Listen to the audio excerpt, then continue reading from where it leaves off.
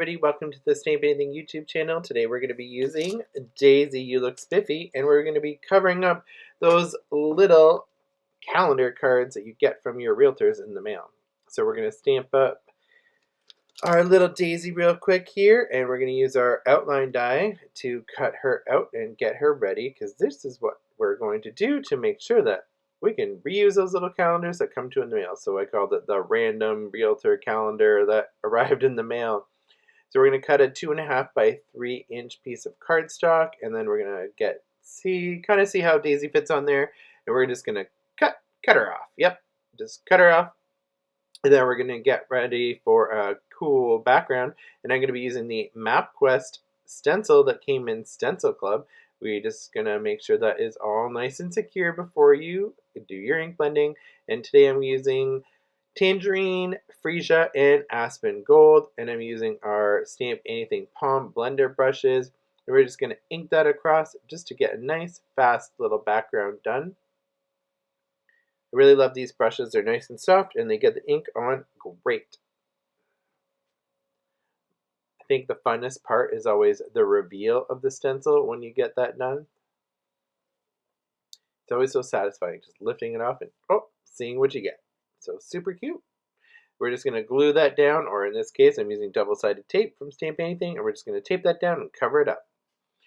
So now I'm going to be using Ohuhu markers, and for Daisy's skin tone I'm using R29, R19, and WG0.5. So I'm going to be starting with the R29 around the hairline, then moving on to our R19 or R19, and we're going to kind of go over that and blend it down, and then start to bring that color right down into her forehead, and then around the eye, and we're going to create that little outside eye line just to make sure we have a separation between her skin tone and the white there. Ohuhus are a newer marker that I'm getting used to, and I'm really loving them. So I've decided that most of my videos from here on out are going to be Yoo-hoo. Not Yoo-hoo. Ohuhu. I think Yoo-hoo is a type of, I don't know what it is. Do you know what's Yoo-hoo other than calling out? Is that type of yogurt? I don't know. Anyway, Ohuhu markers. So we're going to go in and we're going to add that R29 into her, under her neck, into the right hand side of her shoulder.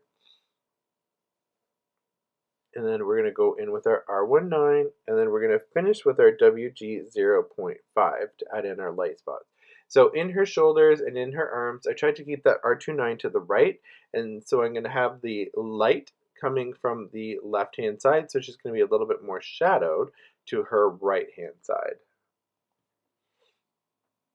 So I'm using RV270 for her tongue, and then I'm using a Jelly Roll gel pen in white just to add some little highlights to her eyes.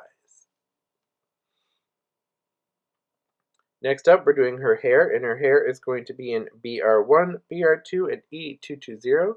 So starting with BR1, we're going to add it in, and I'm adding it into the inside parts of her hair. So I'm going to start out from her hairline, moving out. And I'm just using little flicks just to get that color in there. And then what I'm doing is I'm using it on the inside curves of the hair. So I'm having the darkest part again towards the right-hand side. So on the left-hand side, you can see it's closer to her face, and on the right-hand side, it's more towards the outside of her hair.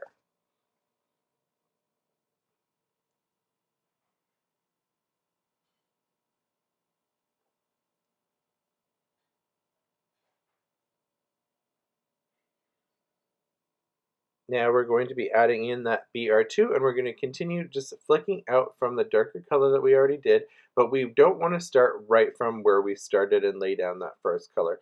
You want to start at a midpoint and flick out from there. So now I'm starting to add in more of the color and kind of fill in the white space and fill it in around her hair.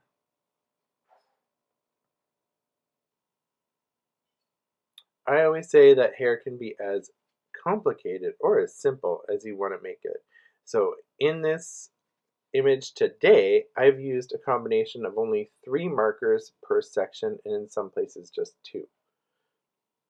Just trying to keep the blends nice and simple. So finally we're going to end off with that E220, that kind of sand color, and then we're going to fill in the white.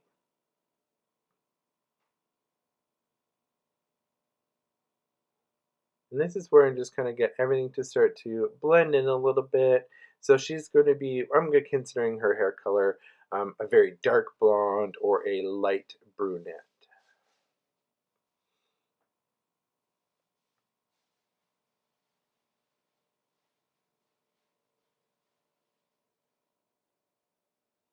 So next I'm going to go back in with my BR1 and I'm just adding a little bit more dimension to that hair just with some fine lines. And I'm just kind of adding them, I'm going to call it willy-nilly or sporadically throughout her hair.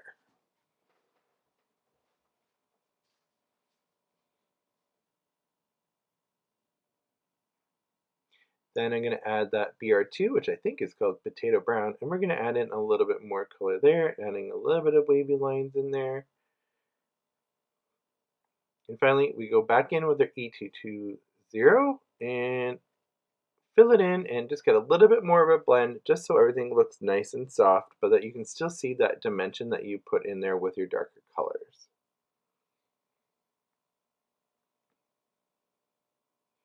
I think her hair turned out super cute. Next up, we're going to move on to her dress, which is going to be R8, R6, and R2. Again, we're just using 3 colors, and we're starting with our darkest. So we're adding in our R8 at the bottom first. And then I'm going to, again, bring it up slightly on the right-hand side because I want that a little bit more shadowed again. So again, everything here, I decided with this image of Daisy that she would be a little bit more shadowed to the right-hand side. So you can see on especially here on the right hand side or her left shoulder that the darker red is towards the outside. Next I go in with the R6 and we're going to use that to start blending the color in, going over the R8 and just adding a little bit more color in everywhere. Finally, we're going in with our R2 and we're going to start to blend that in and make everything nice and cohesive and get that tonality difference in our color here. I really love the way that Ohuhus blend. They do really blend really, really well, and they just seem to just meld into each other. So again, sometimes you want to add in a little bit more depth, so you can go back in with your darker color, your R8, and that happens. So sometimes if you feel like you've over blended something, you might want to go back in, or if you just want that extra layer of color to get it really saturated, and that's why I usually like to go over things twice.